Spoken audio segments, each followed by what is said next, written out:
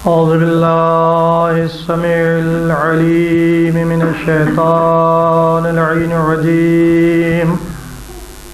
بسم الله الرحمن الرحيم. الحمد لله رب العالمين، والصلاة والسلام على أشرف الأنبياء والمرسلين وخاتم النبيين بالقاسم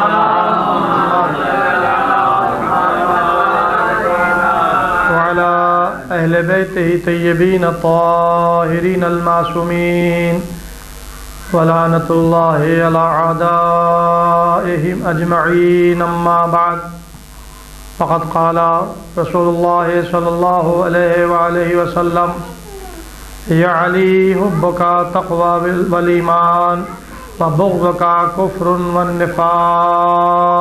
صلى الله عليه وسلم. عزیزوں، آج میں نے آپ کے سامنے اس انجمن کی شب بیداری کے موقع پر اس مجلس کا جو بحیثیت سرنام کلام کے انتخاب کیا ہے وہ پیغمبر کی مشہور و معروف حدیث کو کیا ہے. کلام پیغمبر حدیث ہے اور قرآن کلام الہی ہے، لیکن یہ چاہے وہ کلام پیغمبر ہو اور چاہے وہ کلام الہی ہو، ہمیں زبان رسالت سے ملا. قرآن بھی ہمیں زبان رسالت سے ملا اور احادیث بھی ہمیں زبان رسالت سے ملی. بس فرق اتنا ہے کہ یہ پیغمبر کی دیانتداری تھی کہ انہوں نے اللہ کے کلام کو اللہ کا کلام کہا اور اپنے کلام کو اپنا کلام کہا. سبحان اللہ. اور اللہ نے بھی پیغمبر کے کلام کی ضمانت لے لی. سورہ والنجم میں یہ اعلان کر دیا کہ وما ينطق عن الهوى ان هو الا وحی یوحی. دیکھو، ہمارا حبیب خواہش نفسانی سے کلام نہیں کرتا، یہ اس وقت کلام کرتا ہے، اس وقت بولتا ہے جب ہماری طرف سے اس پر وحی نازل ہوتی ہے. تو اب ایک طرف کلام الہی، ایک طرف کلام پیغمبر. کلام پیغمبر جسے حدیث کہا گیا، اور کلام اللہ جسے قرآن. اور قرآن یہ پیغمبر کی نبوت کا زندہ معجزہ ہے. اللہ نے اپنے نبیوں کو دلیل نبوت میں معجزہ عطا کیا. جب بھی کوئی نبی آیا، اس نے کہا کہ میں اللہ کا رسول ہوں، اللہ کا نبی ہوں، تو اس نے اس کے ساتھ معجزے کو پیش کیا تاکہ دنیا اس کے اس قول کی صداقت کو سمجھ لے کہ یہ جو کہہ رہا ہے وہ سچ کہہ رہا ہے، اس لیے کہ دلیل پیش کر رہا ہے. تو اب پیغمبر یہ خاتم الانبیاء، آخری نبی، ان کی نبوت کو قیامت تک کے باقی رہنا تھا. تو اب جب نبوت قیامت تک کے باقی رہنا تھی تو معجزہ بھی ایسا ہونا چاہیے کہ جو قیامت تک باقی رہے. آپ اگر تاریخ میں سیرت پیغمبر کو ملاحظہ فرمائیں تو پیغمبر کو ایک دو معجزے نہیں ملے ہیں، بلکہ سابق کے انبیاء کو جتنے معجزات ملے وہ سب پیغمبر کو اللہ نے دیے. کتابوں میں ہزاروں کی تعداد معجزات کی تحریر ہے. لیکن آج کے دور میں، آج کے زمانے میں اگر کوئی یہ کہے کہ ہم اس وقت کلمہ پڑھیں گے کہ جب ہم ان کا معجزہ دیکھ لیں، تو ایک مسلمان کلمہ پڑھوانے کے لیے پیغمبر کا کون سا معجزہ پیش کر سکتا ہے؟ سابق انبیاء کے معجزات کتابوں میں تو ہے، لیکن عملی طور سے آج ہمارے سامنے وہ معجزہ نہیں ہے. جناب موسیٰ کا عصا اژدہا بن جاتا تھا. جناب موسیٰ جب اپنا ہاتھ سے عصا پھینکتے تھے تو اژدہا بنتا تھا۔ آج کوئی کہے کہ ہم موسیٰ کا معجزہ دیکھنا چاہتے ہیں تو نہیں دیکھ سکتے، جناب عیسیٰ کا معجزہ دیکھنا چاہتے ہیں نہیں دیکھا جا سکتا۔ پیغمبر کے ہزاروں معجزات تھے، سنگریزہ ہاتھ پر لیتے تھے تو تسبیح پڑھتا تھا، انگلی سے اشارہ کیا تو چاند کے 2 ٹکڑے ہو گئے، آپ چلتے تھے تو آپ کا زمین پر سایہ نہیں پڑتا تھا، نرم زمین پر پیر رکھتے تھے تو نشان نہیں پڑتے تھے، پتھر پر پیر رکھتے تھے تو نشان پڑ جایا کرتے تھے۔ یعنی گویا تاریخ میں ہزاروں معجزات موجود ہیں، لیکن اگر آج کوئی یہ کہے کہ ہم اس وقت کلمہ پڑھیں گے جب پیغمبر کا معجزہ دیکھ لیں، تو مسلمان پیغمبر کا کوئی معجزہ نہیں دکھا سکتا۔ لہذا اللہ نے پیغمبر کی نبوت کو قیامت تک کے لیے باقی رکھا ہے، تو اس نے انتظام کر دیا کہ اگر تم معجزہ دیکھنا چاہتے ہو تو یہ قرآن تمہارے سامنے زندہ معجزہ ہے اور قیامت تک باقی رہے گا۔ صلوات محمد۔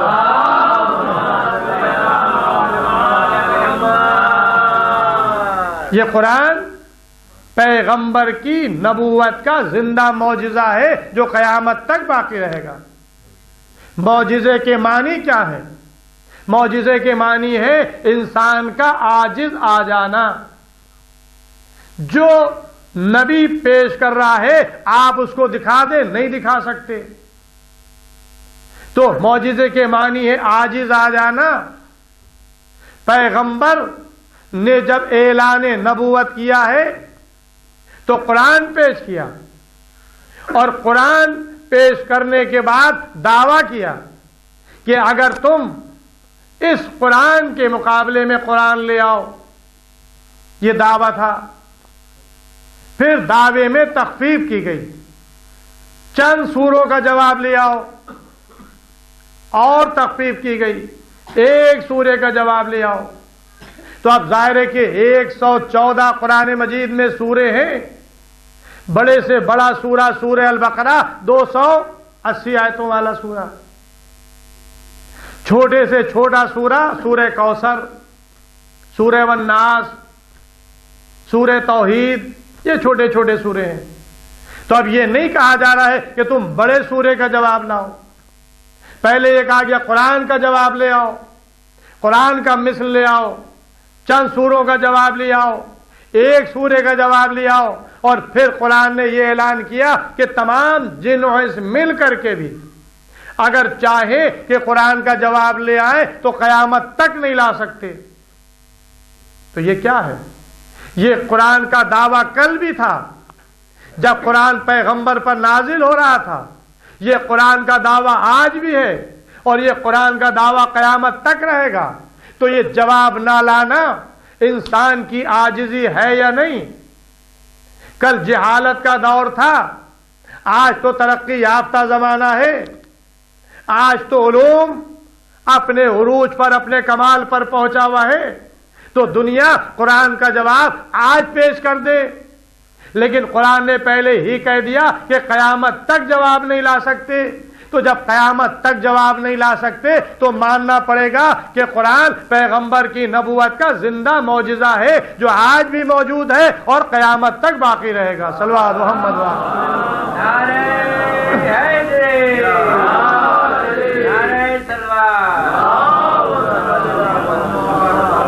قرآن قلب پیغمبر پر نازل ہوا، پیغمبر قرآن کی تلاوت کرتے جا رہے تھے، بتاتے جا رہے تھے کہ یہ اللہ کا کلام، 1 سورہ، دوسرا سورہ، 114 سورے نازل ہوئے، مکمل قرآن ہو گیا۔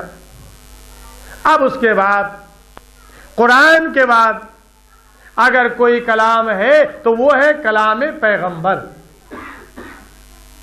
اللہ کے کلام کے بعد اگر کوئی کلام عظیم ہے تو وہ رسول کا کلام ہے، لیکن رسول کا کلام جو وحی الہی کے مطابق ہوا کرتا ہے، رسول جو یہ کہے تو وہ اپنی خواہش کی بنیاد پر نہیں ہوگا بلکہ مرضی معبود اور وحی الہی کے مطابق ہوگا۔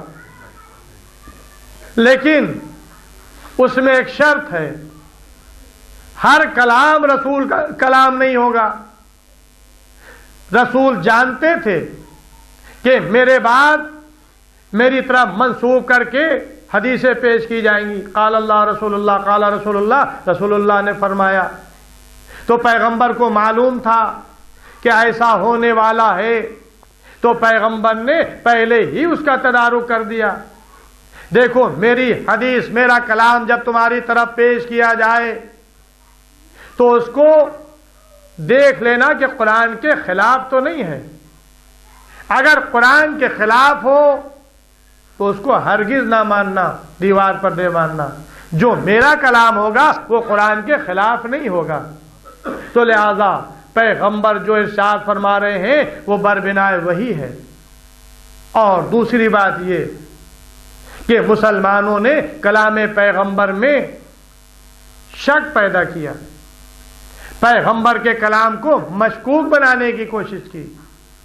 कहा किया गया कि पैगंबर बाज वक्त जो कलाम करते थे वो बरबिनाए बशरियत कलाम करते थे, बाज वक्त का कलाम बरबिनाए रिसालत हुआ करता था, बाज वक्त इनका अमल बशरियत के मुताबिक होता था, बाज वक्त का इनका अमल नबुवत और रिसालत के मुताबिक हुआ करता था। ये कौन कह रहा है? ये कलमा पढ़ने वाला मुसलमान कह रहा है। तो इस मकूले की, इस गुफ्तार की दलील क्या है? तो ज़ाहिर है कि मुसलमान कह तो रहा है लेकिन दलील उसके पास नहीं है। और मैं कहता हूं कि अगर मुसलमान पैगंबर के कलाम को दो हिस्सों में बांट दे, पैगंबर के अमल को दो हिस्सों में तकसीम कर दे, तो ये समझना मुश्किल हो जाएगा कि कौन सा कलाम पैगंबर बरबिनाए बशरियत है और कौन सा कलाम पैगंबर बरबिनाए रिसालत है। अगर हम सीरत पैगंबर को दो हिस्सों में तकसीम कर दें तो ये समझना मुश्किल हो जाएगा कि कौन सा अमल बरबिनाए बशरियत है और कौन सा अमल बरबिनाए रिसालत है। तो पहले इसका तस्वीर हो जाए तो कुरान आवाज देगा, ये नादान, ये रसूल के कलाम को मशकूक करने की साजिश बचाई जा रही है, ये पैगंबर के अमल को मशकूक बनाने की साजिश है, लिहाजा इसका फैसला भी कुरान कर देगा। कुरान अगर पैगंबर की सीरत को दो हिस्सों में तकसीम करे तो समझना कि ये सही कह रहे हैं। अगर कुरान पैगंबर के कौल में तदाद पैदा करे, तकसीम करे, तो समझना इनका कौल सही है। तो अब आइए फैसला कुरान की रूह से करें कि कुरान क्या कह रहा है। कुरान आवाज दे रहा है कि वमा मुहम्मदुन इल्ला रसूल, मोहम्मद नहीं है सिवाय रसूल के, यानी गोया इनका जो भी अमल होगा वो बरबिनाए रिसालत होगा। ये घर में रहे तब भी रसूल, ये मस्जिद में आए तब भी रसूल, ये मैदान जंग में जाए तब भी रसूल, ये सुलह कर ले तब भी रसूल। यानी इनका कोई अमल रिसालत से हटकर नहीं होगा। वो ईमान मुसलमानों के ईमान है जो मशकूक नजर आते हैं, लेकिन तारीख गवाह है सुलह हुदैबिया, तारीख की मशहूर वाकया है सुलह हुदैबिया का। पैगंबर ने सुलह की और मुसलमानों ने शक किया। मुसलमान पैगंबर से सवाल कर रहे हैं, क्या आप अल्लाह के रसूल हैं? यानी गोया ये आपने जो सुलह की है, ये दब कर सुलह की है, तो हमें आपकी रिसालत में शक हो रहा है। तो ये मुसलमान है जो पैगंबर की रिसालत में शक करते हुए नजर आ रहे हैं, लेकिन हकीकत में पैगंबर का अमल बरबिनाए रिसालत था।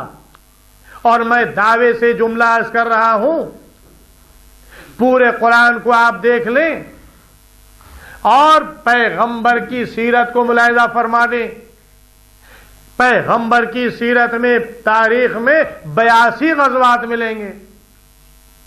बद्र का मार्का, उहुद का मार्का, खंदक का मार्का, खैबर का मार्का, ये सारी जंगें इस्लामी जंगें तारीख में मौजूद हैं। لیکن کسی جنگ کی کامیابی کے بعد قرآن نے یہ اعلان نہیں کیا انا فتحنا لک فتحا مبینا۔ قرآن مجید کا پورا سورہ ہے سورہ فتح۔ ہم نے آپ کو کامیابی عطا کی اور ایسی کامیابی عطا کی جو روشن ہے، فتح مبینہ، روشن کامیابی۔ اب آپ تفسیروں کو اٹھا کر دیکھ لیں کہ کیا کسی جنگ کی کامیابی کے بعد یہ سورہ نازل ہوا؟ تو مفسرین یہ بتائیں گے، تاریخیں یہ بتائیں گی کہ نہیں، یہ سورہ کسی جنگ کی کامیابی کے بعد نازل نہیں ہوا ہے، بلکہ جب پیغمبر نے صلح کی ہے حدیبیہ میں، تو صلح حدیبیہ کے بعد یہ سورہ نازل ہوا۔ تو گویا قرآن نے، اللہ نے بتا دیا کہ پیغمبر اگر صلح کریں تو اللہ کے نزدیک یہ کھلی ہوئی کامیابی ہے۔ تو اب ان کے کسی بھی عمل کو مشکوک نگاہ سے نہ دیکھنا۔ وما محمد الا رسول، یہ ہے نہیں سوائے رسول کے، ان کا ہر عمل رسالت کے مطابق ہے۔ یہ گھر میں رہیں گے تب بھی رسول، یہ میدان جنگ میں آئیں گے تب بھی رسول، یہ مسجد میں ہوں گے تب بھی رسول، یہ اپنے نواسوں کے لیے ناقہ بنے تب بھی رسول، یہ اپنے نواسوں کو دوش پر سوار کرے تب بھی رسول، یہ اپنی بیٹی کی تعظیم کے لیے کھڑے ہوں تب بھی رسول، یہ اپنے دونوں ہاتھوں پر بلند کر کے فرمائے من کنت مولا ہو فہذا علی مولا، تب بھی یہ رسول ہے۔ صلی اللہ محمد۔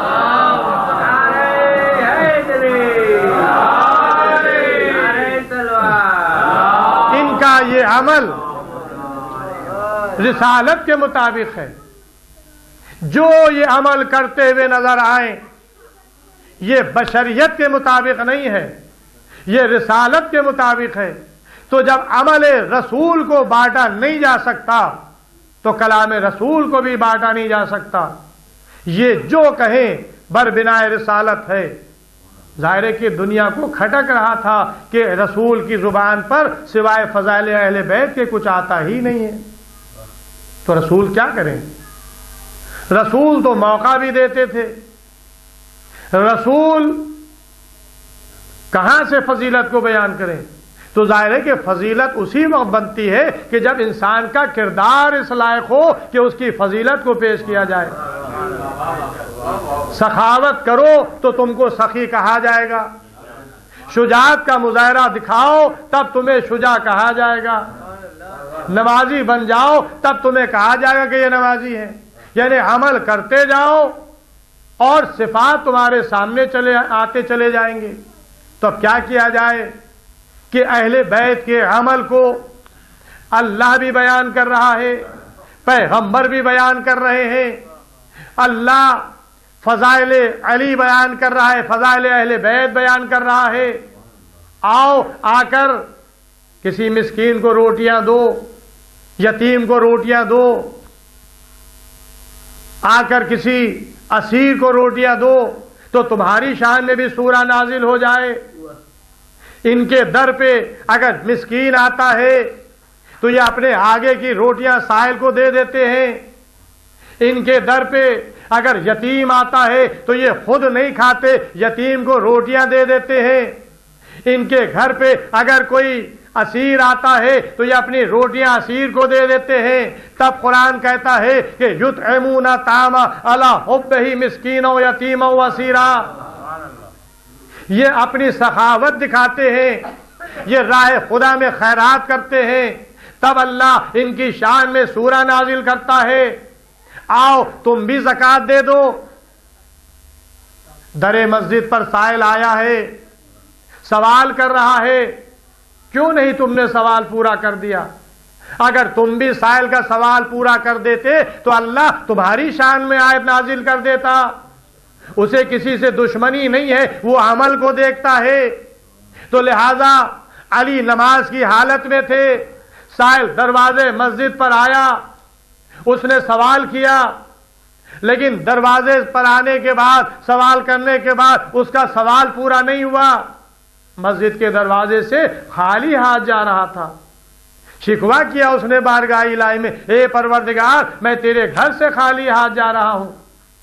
علی نے ہاتھ بڑھا دیا، سائل نے علی کے ہاتھ کو دیکھا، قریب آیا، انگوٹھی اتاری، لے کر چلا گیا۔ مقصد سمجھ گیا کہ علی میرا سوال پورا کرنا چاہتے ہیں، لہذا ادھر علی نے سائل کا سوال پورا کیا، ادھر قرآن کی آیت نازل ہوئی کہ انما ولیکم اللہ ورسولہ، بس تمہارا ولی اللہ ہے، اس کا رسول ہے، والذین آمنوا یقیمون الصلاۃ ویؤتون الزکاۃ وہم راکعون، اور وہ تمہارا ولی ہے جو صاحبان ایمان ہے، جو نماز کو قائم کرتا ہے، جو زکوٰۃ دیتا ہے جبکہ وہ حالت رکوع میں ہوتا ہے۔ صلوات محمد وعلی۔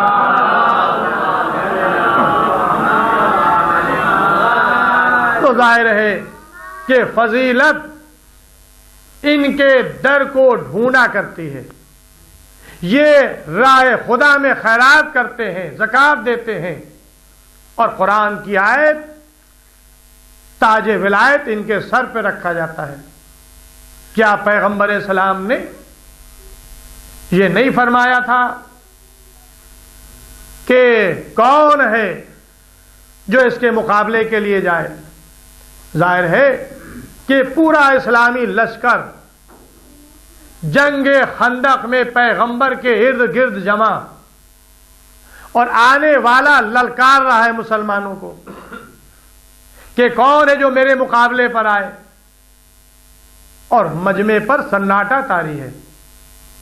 اس مجمع سے ایک جوان کھڑا ہوا، یا رسول اللہ میں اس کے مقابلے پر جاؤں گا۔ رسول نے بیٹھا لیا، یا علی بیٹھ جاؤ، پھر دوبارہ کہا، پھر بیٹھا لا، 3 مرتبہ اس نے للکارا، اور یہاں تک کہ مسلمانوں کی غیرت کو جھنجھوڑا کہ تمہاری غیرت کو کیا ہو گیا ہے؟ تم تو یہ کہتے ہو کہ اگر ہم قتل کریں گے تو غازی بنیں گے، اور قتل ہو جائیں گے تو ہمیں درجہ شہادت ملے گا، میرے مقابلے پر کیوں نہیں آتے؟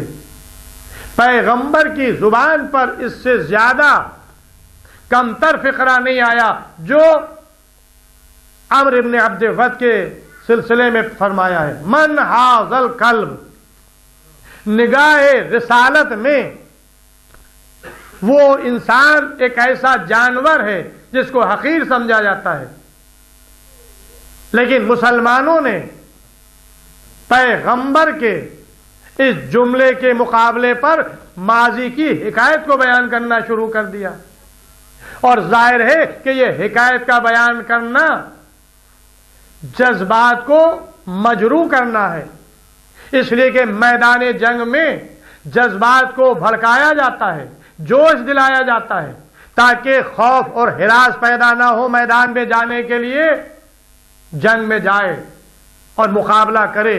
لیکن مسلمانوں نے ماضی کی حکایت کو بیان کرنا شروع کر دیا، یا رسول اللہ آپ کو معلوم ہے کہ یہ کون ہے؟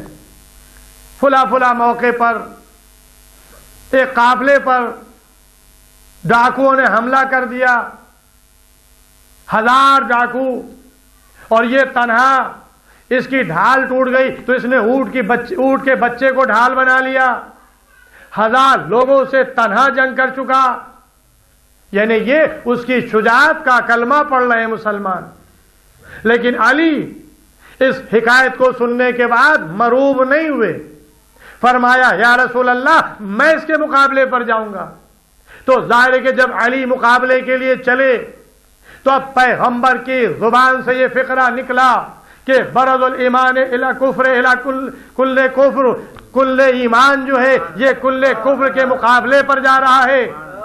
اے مسلمانوں، کاش تمہارے میں سے کوئی کھڑا ہو جاتا، بن جاتا اس حدیث کا مصداق، لیکن کوئی نہیں نکلا، علی نکلے، لہذا علی کے لیے پیغمبر کی یہ حدیث کہ کل ایمان کل کفر کے مقابلے پر جا رہا ہے، اور جب علی کل کفر کا خاتمہ کر کے لوٹے تو پیغمبر نے پھر ارشاد فرمایا کہ ضربت علی یوم الخندق من افضل عبادت الثقلین، علی کی ایک تلوار خندق کے دن کی 2 جہاں کی عبادت سے افضل۔ تو ظاہر ہے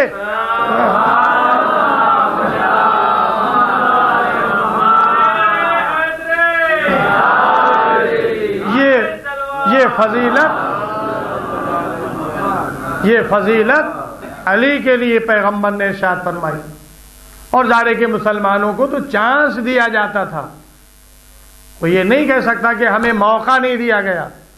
کیا سورہ برات دے کر صحابی کے حوالے نہیں کیا گیا کہ جاؤ اس کو مکے میں لے جا کر سنا دو؟ یعنی پیغمبر موقع دے رہے ہیں، سورہ برات کی آیتوں کو بھیج رہے ہیں، جاؤ لے کر چلے۔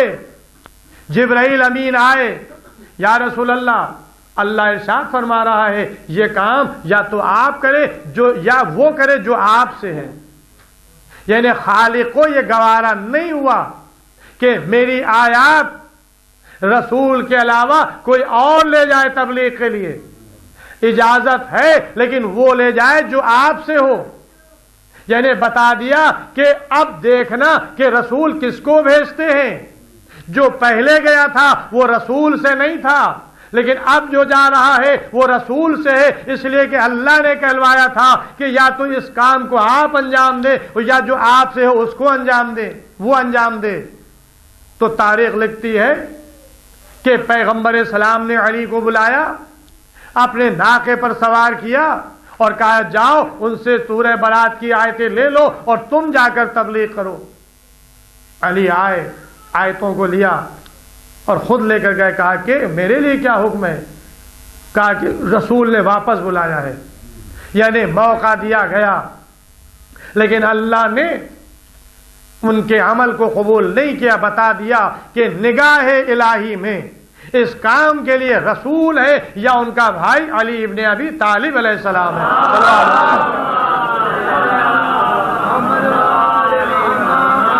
پھر منزل آگے بڑھتی ہے، جنگ خیبر۔ ظاہر ہے کہ ایک دن جنگ نہیں ہوئی، تاریخ بتاتی ہے کہ پیغمبر نے فرمایا تھا کہ یہ جنگ 40 روز میں فتح ہوگی۔ 39 دن تک صحابہ کرام نشان لے کر جاتے رہے اور میدان سے فرار اختیار کرتے رہے۔ ایک دن ہوا، 2 دن ہوا، 3 دن ہوا، مرحب کا نام سنتے تھے اور واپس آ جاتے تھے۔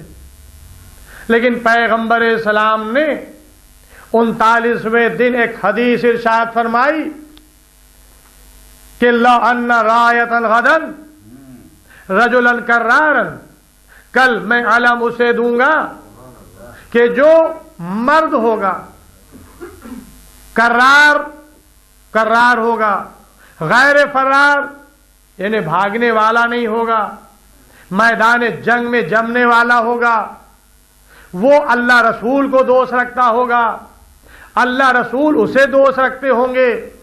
ایک صفت نہیں بیان کی، 4 5 صفتیں بیان کر دی۔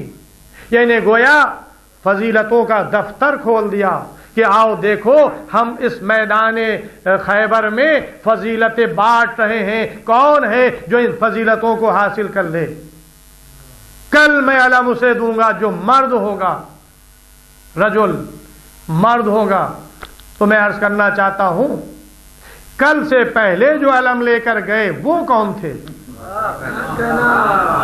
ظاہر ہے کہ یہ ہماری فقہ میں بھی ایک مسئلہ ہے، فقہ میں بھی مسئلہ ہے جو ہمارے یہاں امام جماعت نماز پڑھانے والا ہونا چاہیے، اس کے لیے علماء نے کچھ پہچانیاں بتائی ہیں، کچھ علامتیں رکھی ہیں، کچھ شناخت بتائی ہے کہ ہر ایک نماز جماعت نہیں پڑھا سکتا، وہ نماز جماعت پڑھائے گا جو ان صفات کا حامل ہو۔ تو اس میں کیا صفات ہیں آپ حضرات جانتے ہیں، اس شرعی مسئلے سے واقف ہیں۔ بالغ ہو، عاقل ہو، شیعہ اثنا عشری ہو۔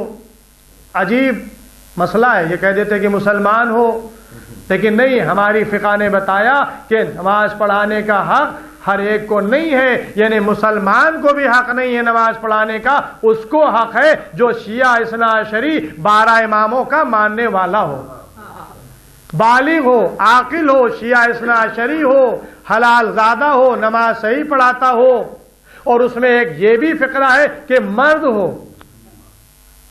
ظاہر ہے کہ مرد ہو، رجل ہو۔ تو اب یہ فقہ کی اصطلاح نہیں ہے، یعنی یہ نہیں ہے کہ وہ عورت والا مسئلہ، عورت مرد کا نہیں ہے، ورنہ دوسرے مسئلے میں یہ بھی ہے کہ عورت کو نماز پڑھا سکتی ہے۔ اگر گھر میں کہیں پر جماعت ہو رہی ہے تو کوئی عورت اگر آگے کھڑی ہو جائے تو باقی عورتیں اس کے پیچھے کھڑے ہو کر نماز پڑھ سکتی ہیں.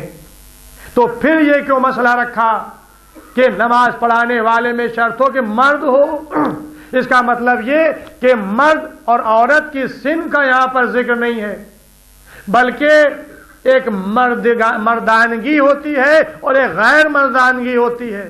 اسلام کی نگاہ میں جو پیغمبر نے ارشاد فرمایا کہ کل میں علم اسے دوں گا جو رجل ہوگا، تو کل سے پہلے جو میدان میں گئے کیا وہ مرد نہیں تھے؟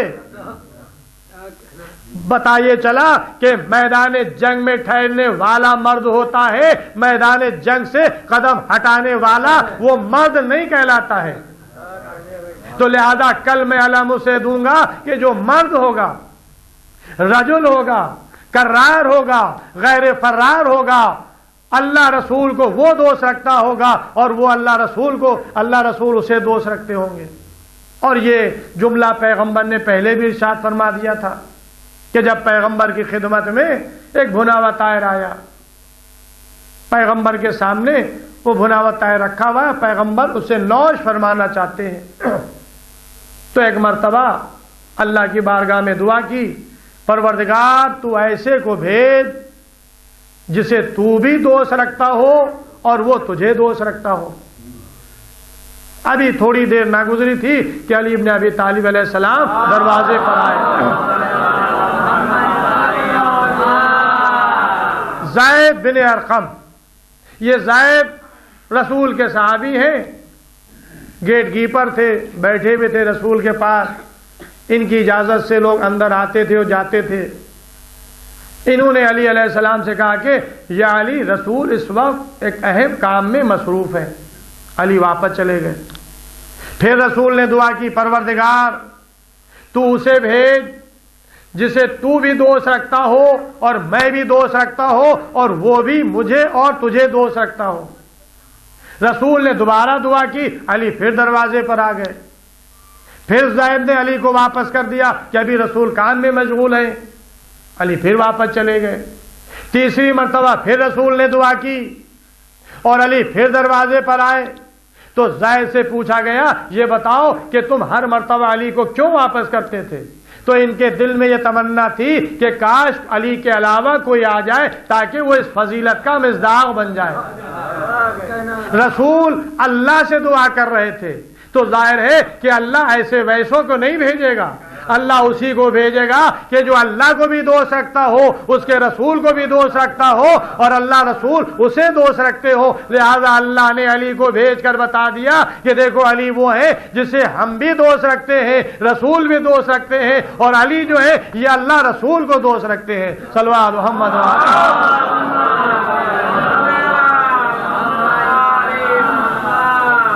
تو کل میں علم اسے دوں گا کہ جو مرد ہوگا، جو کرار ہوگا، غیر فرار ہوگا، بڑھ بڑھ کر حملہ کرنے والا ہوگا، اللہ رسول اسے دوست رکھتے ہوں گے اور وہ اللہ رسول کو دوست رکھتا ہوگا. تاریخ بتاتی ہے کہ یہ رات تاریخ کی اہم راتوں میں سے ایک رات ہے. ظاہر ہے کہ اور راتوں میں تو مسلمان خراٹے لینے لگتا تھا، سو جاتا تھا، لیکن اس رات شب بیداری کی ہے. شب بیداری کیوں کی؟ کہ کل علم لینا ہے. یعنی گویا مسلمان صحابہ نے بتا دیا کہ علم لینے کے لیے شب بیداری کی جاتی ہے. تو عزیزو، آج ہم جو یہ شب بیداری کر رہے ہیں یہ صحابہ کی سیرت ہے، اس لیے کہ شب بیداری صحابہ نے کی ہے حیات پیغمبر میں کہ کل علم لینا ہے. تو یہاں بھی ہم شب بیداری کرتے ہیں اور دوسرے دن علم اٹھاتے ہیں. تو یہ شب بیداری علم اٹھانے کے لیے کرتے ہیں اور سیرت صحابہ میں شامل ہے. صلوات محمد. رات بھر جاگ کر گزاری کہ کل صبح ہوگی تو ہم علم لیں گے. لیکن اب ظاہر ہے کہ جو علم لے کر گئے تھے اور واپس آ گئے تھے وہ بھی اس عمل میں شریک تھے، تمنا کر رہے تھے کہ کاش یہ علم ہمیں مل جائے، اس لیے کہ جانتے تھے کہ علی تو میدان خیبر میں ہے ہی نہیں، اور ظاہر ہے کہ مدینہ خیبر سے اتنے فاصلے پر ہے، اگر علی کو بلایا جائے گا تو اتنی جلدی تو وہ آ نہیں سکتے، تو لہذا علم ملے گا تو ہم ہی میں سے کسی کو ملے گا۔ لیکن یہ نہیں سوچا کہ رسول نے اس میں ایک اور جملہ کہہ دیا ہے کہ علم اسے دوں گا کہ جو غیر فرار ہوگا۔ تو اب ظاہر ہے کہ جتنے یہاں پر ہیں سب پر فرار کے دھبے لگے ہوئے ہیں، تو اب پہلے فرار کے دھبے دو چھٹاؤ تب علم لینے کی تمنا کرو، تو علم اسے ملے گا نہیں کہ جو غیر فرار ہے، جو فرار ہے۔ تو بس عزیزوں، رات گزری، صبح ہوئی، پیغمبر اپنے خیمے سے نکلے، تاریخ لکھتی ہے سارے صحابہ رسول کے خیمے کے اطراف میں جمع ہو گئے، اور جب پیغمبر اپنے خیمے سے نکلے اور مجمع پر نگاہ ڈالی تو صحابہ اپنے کو پیروں کے بل بلند کر کے رسول کو دکھا رہے تھے کہ رسول کی نگاہ ہم پر پڑ جائے، رسول یہ ہمیں علم دے دیں۔ لیکن رسول نے سارے مجمع کو دیکھا اور دیکھنے کے بعد فرمایا کہ علی کہاں ہے؟ بس چہرے اتر گئے، یا رسول اللہ علی یہاں کہاں؟ وہ تو مدینے میں ہے۔ تو کیا رسول کو نہیں معلوم تھا کہ علی یہاں نہیں ہے، مدینے میں ہے؟ بس علی کہاں ہے؟ ادھر جبرائیل امین آئے کہ ناد علی مظہر العجائب، اے رسول آپ ندا دیں، آپ ندا دیں، ناد علی، علی کو پکاریں۔ کس لیے پکاریں؟ تاکہ وہ آپ کا مددگار بنے، تاکہ وہ خیبر کا فاتح بنے۔ تو عزیزوں پھر میں ایک جملہ کہوں، ہم کو نہ کہنا کہ آج شیعہ بدعت کرتے ہیں، ابھی آپ مسدس سن رہے تھے کہ شیعہ بدعت کرتے ہیں یا علی مدد کہتے ہیں، تو ہم بدعت نہیں کرتے، ہم سنت رسول پر عمل کرتے ہیں۔ اس لیے کہ اگر خیبر کے میدان میں رسول نے ناد علی نہ پڑھی ہوتی، اگر رسول نے خیبر کے میدان میں علی کو نہ بلایا ہوتا اپنی مدد کے لیے، تو ہم بھی علی کو مدد کے لیے نہیں بلاتے۔ لیکن کیونکہ رسول نے علی کو پکارا اور علی مدد کے لیے آئے، تو جب علی مدد کے لیے آتے ہیں تو ہم بھی آج علی کو اپنی مدد کے لیے طلب کرتے ہیں اور ہماری مدد ہوتی ہے۔ تو بس عزیزوں، یہاں پر قمبر کی روایت، قمبر کہتے کہ ہم مدینے میں تھے، مولائے کائنات محراب میں تھے، ابھی مصلی پہ تھے کہ ندا آئی یا علی یا علی یا علی، رسول علی کو آواز دے رہے ہیں، علی کھڑے ہوئے مصلی سے لبیک یا رسول اللہ۔ ظاہر ہے کہ یہ وہ ہے کہ جس کو قرآن میں ومن عنده علم الکتاب کہا گیا ہے۔ قرآن ظاہر ہے کہ آپ کے سامنے ہے، اگر ہم اشارہ کریں تو وہ کافی ہے۔ کیا قرآن میں یہ نہیں ہے کہ ومن عنده علم من الکتاب؟ جناب سلیمان پیغمبر کے وزیر آصف بن برخیا نے کہا تھا کہ ہم چشم زدن میں تخت بلقیس کو لے آئیں گے۔ اللہ نے کہا کہ ہم نے اسے کتاب میں سے علم دیا تھا، تو جس کو کتاب میں سے تھوڑا سا علم دیا گیا ہو وہ چشم زدن میں تخت بلقیس کو لے آئے، تو جس کو پوری کتاب کا علم دیا ہو اگر وہ مدینے میں ہو اور وہ ایک قدم مدینے میں سے نکالے اور دوسرا قدم خیبر کے میدان میں ہو تو تعجب نہ کرنا۔ صلو علی محمد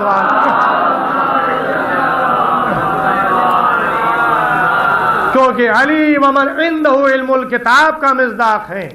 خیبر کے میدان میں علی آ گئے، یا علی یہ علم میں تمہیں عطا کر رہا ہوں، جاؤ جنگ کرو۔ یا رسول اللہ کب تک جنگ کروں؟ جب تک کہ تمہارے دونوں ہاتھوں پر فتح نہ ہو جائے۔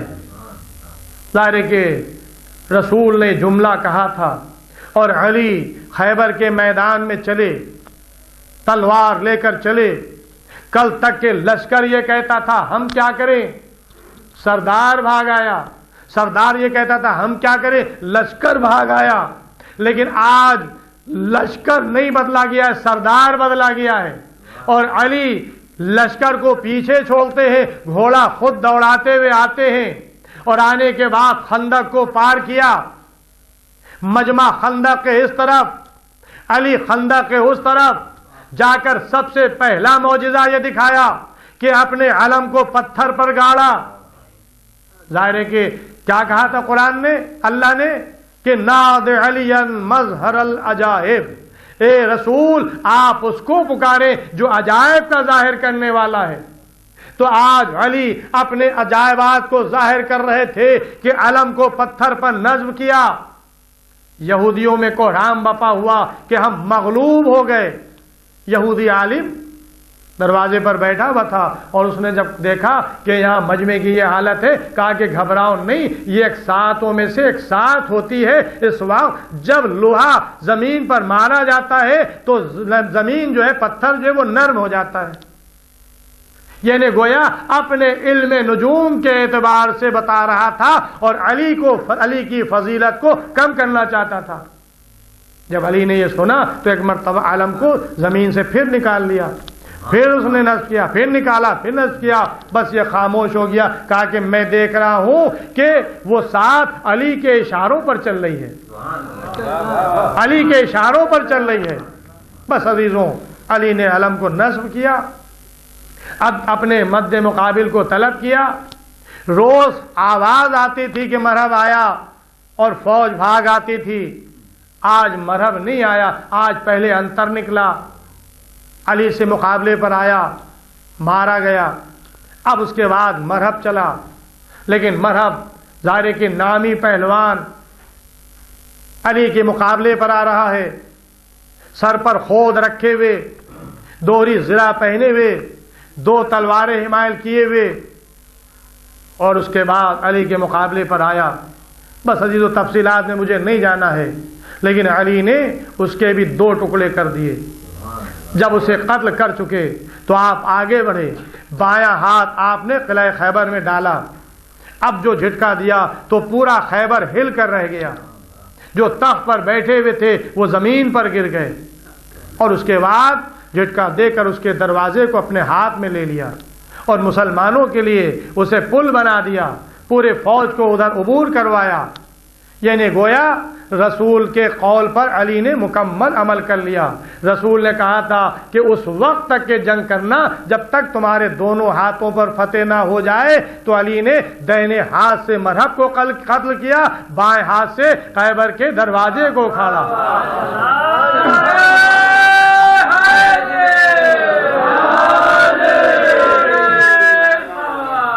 بائیں ہاتھ سے خیبر کے دروازے کو اکھاڑا، دونوں ہاتھوں پر اللہ نے علی کو فتح عطا کر دی۔ بس علی کا کام ختم ہو گیا۔ اب مسلمانوں کا کام تھا خیبر میں داخل ہونا، مال غنیمت کو لوٹنا۔ علی واپس آ گئے، لیکن یہ علم رسول نے اسے دیا کہ جو مرد تھا، یہ علم اسے ملا جو کرار تھا، یہ علم اسے ملا جو غیر فرار تھا، یہ علم اسے ملا جو اللہ رسول کو دوست رکھتا تھا، یہ علم اسے ملا جو اللہ رسول اسے دوست رکھتے تھے۔ اب آپ یہ دیکھیں کہ یہ علم کہاں ہے، یہ علم میراث میں کسے ملا، کل کسے ملا علی کے بعد، اور آج یہ کس کے پاس ہے؟ عزیزوں، آج ہمارے ہاتھوں میں یہ علم ہے، یہ میراث ہے علی کے بعد، یہ علم کربلا تک آیا اور آج ہمارے ہاتھوں میں ہے، تو اس علم کی حفاظت کرنا ہمارا کام ہے۔ یعنی گویا بتا دیا کہ آج بھی علم جو ہے وہ شیعوں کے ہاتھ میں ہے جو علی کے ماننے والے ہیں، جھنڈا ان کے ہاتھ میں ہے جو علی کو نہیں مانتے ہیں، جو فرار اختیار کرنے والے ہیں۔ یعنی گویا علم فراریوں کے ہاتھ میں نہیں آیا ہے، ان کے ہاتھ میں آیا ہے جو غیر فرار ہیں۔ بس عزیزوں، یہ علم ہمارا قوم کا معیار ہے، ہمارا نشان ہے۔ ظاہر ہے کہ ہمارے یہاں یہ مسئلہ نہیں ہے کہ علم کو دیکھنے سے، تعزیے کو دیکھنے سے نکاح ٹوٹ جاتا ہے۔ یہ ادھر کے فتوے ہیں کہ جہاں ایمان کمزور ہوتے ہیں۔ ہمارا ایمان علی کی محبت ہے، ہمارا ایمان علی کی محبت ہے، اس لیے کہ رسول نے فرمایا ہے اے علی تمہاری محبت کا نام تقویٰ ہے، تمہاری محبت کا نام ایمان ہے۔ ظاہر ہے کہ ہمارے دل علی کی محبت سے سرشار ہیں، اور ہم جب عزا خانہ سجتے ہیں تو عباس کا علم بھی سجتے ہیں۔ اور جب عباس کا علم سجتے ہیں تو اس میں ایک چھوٹی سی مشق بھی ٹانگتے ہیں، کیونکہ یہ علم یادگار ہے کربلا کا۔ کربلا میں عباس علیہ السلام کو حسین نے علم دیا تھا، لشکر کا علمدار بنایا تھا۔ بس عزیز و تاریخ گواہ ہے کہ شام غریبہ کی رات، شام شب عاشور کی رات، جس وقت جناب عباس علیہ السلام خیموں کے تلایا پھر رہے تھے، تو ایک مرتبہ حسین کے بچپنے کے دوست حبیب ابن مظاہر آگے بڑھتے ہیں، اور بڑھنے کے بعد جناب عباس علیہ السلام کے کان میں کچھ کہہ دیتے ہیں۔ اے عباس، تمہیں معلوم ہے کہ تمہارے بابا نے کس دن کے لیے تمہیں ذخیرہ کیا ہے؟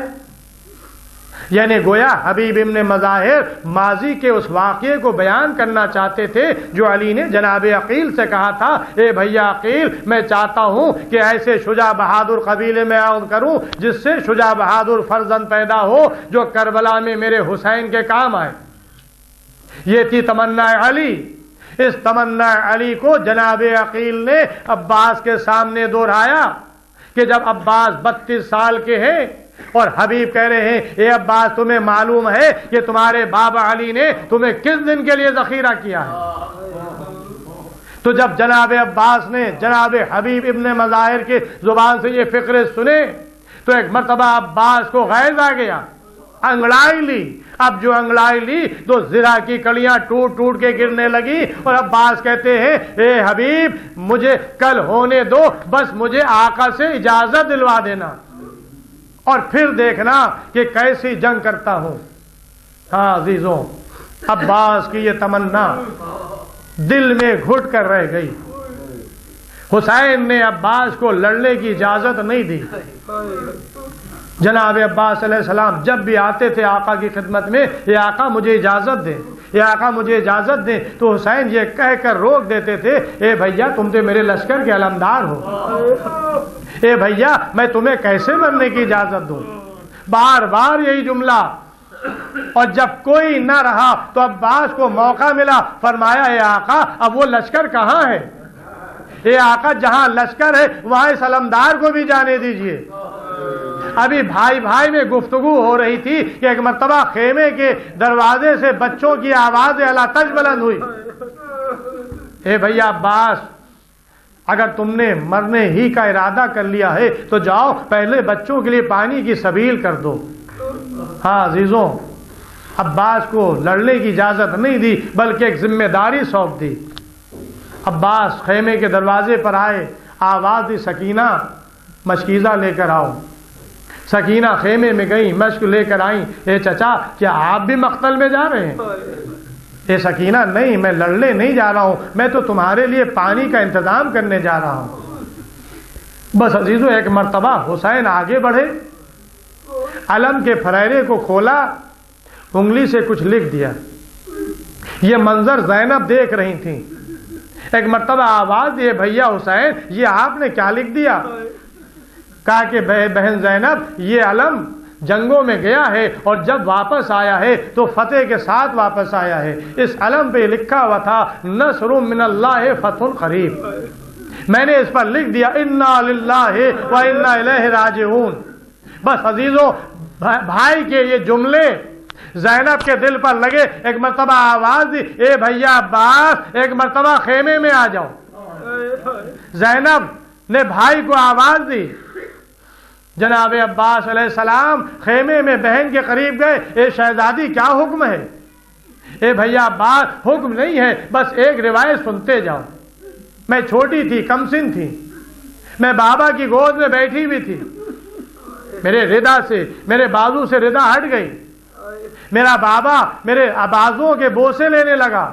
میں نے پوچھا، بابا یہ کیا کر رہے ہیں؟ کہا کہ زینب، ایک وقت آئے گا جب تمہارے ان بازوؤں میں رسن باندھی جائے گی۔ اے بھیا، بابا کا یہ قول میرے ذہن میں محفوظ تھا، لیکن جب میں نے دیکھا کہ میرے 18 بھائی تمہارے جیسے بھائی، تو میں سوچا کرتی تھی کہ زینب کے بازو میں کون رسن باندھے گا؟ اے بھیا عباس مجھے یقین ہو گیا کہ وہ وقت قریب آ گیا ہے کہ جب ان بازوؤں میں رسن بنے گی. اے عباس جاؤ خدا حافظ. جناب عباس میدان میں آئے, اپنے نظروں کے روب سے فوج کو ہٹانا شروع کیا. دریائے فرات سے فوج ہٹی.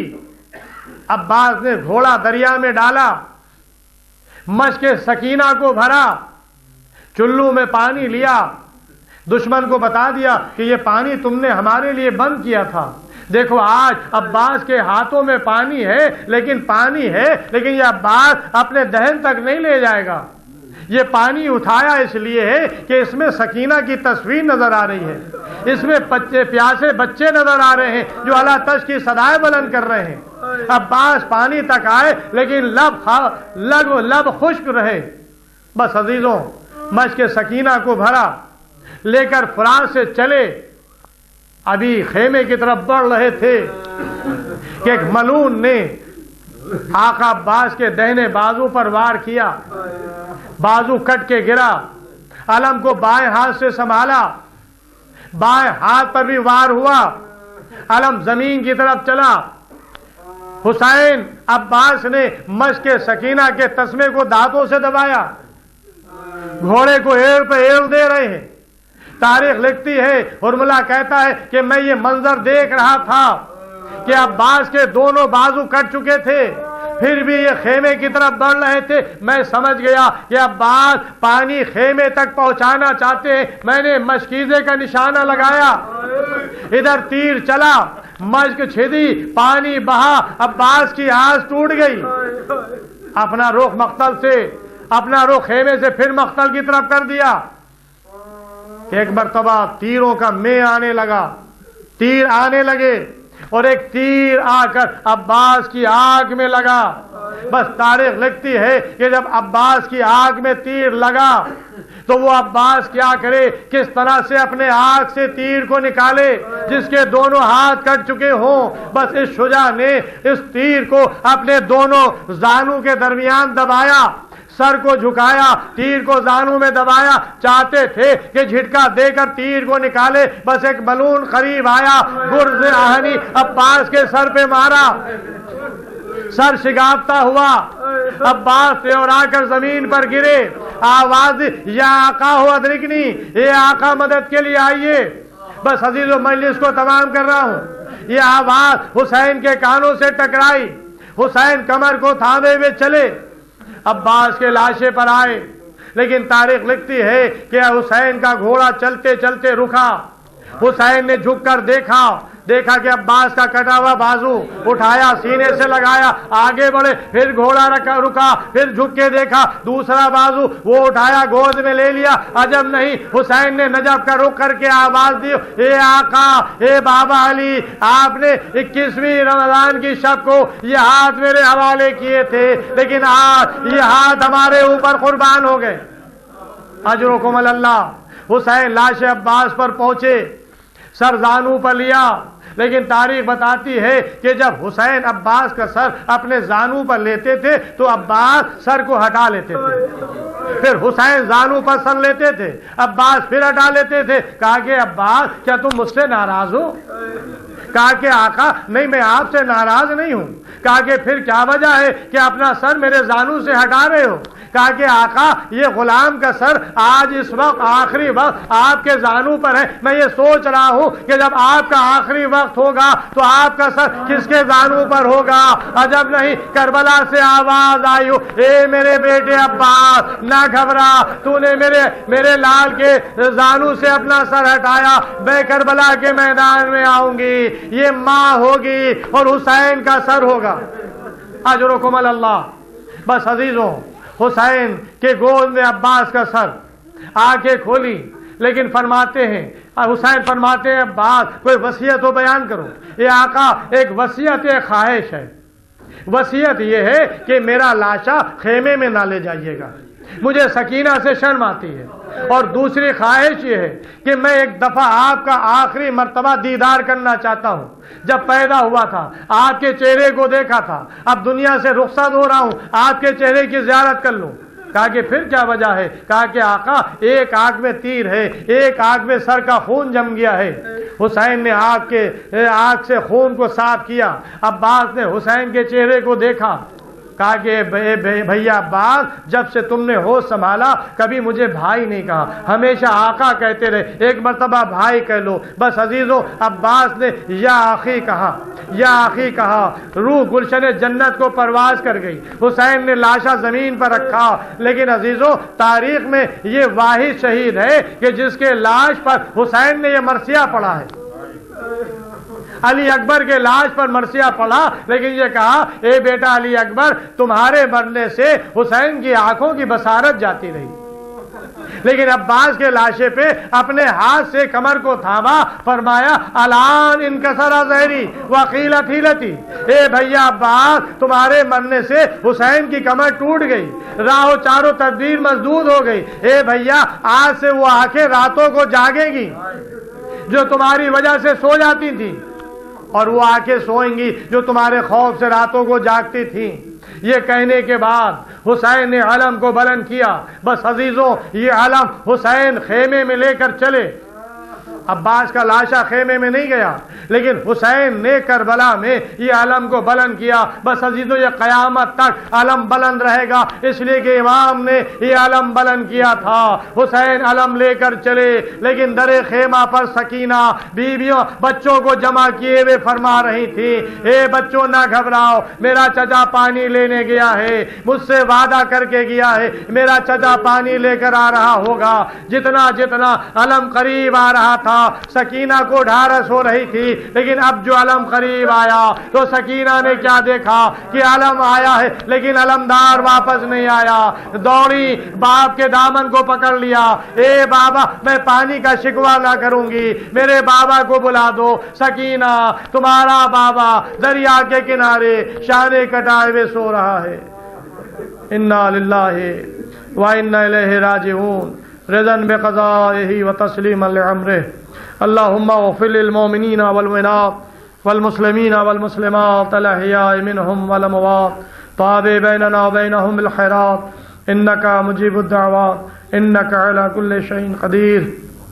پروردگار عالم، تجھے واسطہ محمد وآل محمد علیہ السلام کا، اور ریاض پر جہاں جہاں بھی شیعہ نے حیدر کرار ماتمدار مظلوم کربلا ہے، ان کی جان، مال، عزت، آبرو، ناموس کی حفاظت فرما۔ جو لوگ بیمار ہیں ان کو شفا کامل عطا فرما، جو لوگ قرضدار ہیں ان کو بار قرض عطا فرما، جو لوگ بے روزگار ہیں ان کو روزگار عطا فرما، جو لوگ کاروبار کر رہے ہیں ان کو کاروبار میں برکت عطا فرما، جو مومنین قید میں ان کو رہائی ہو، مقامات مقدسہ کی حفاظت فرما، ہمارے زمانے کے امام کے ظہور میں تعجیل فرما، ہم لوگوں کا شمار امام کے ناصر مددگاروں میں فرما۔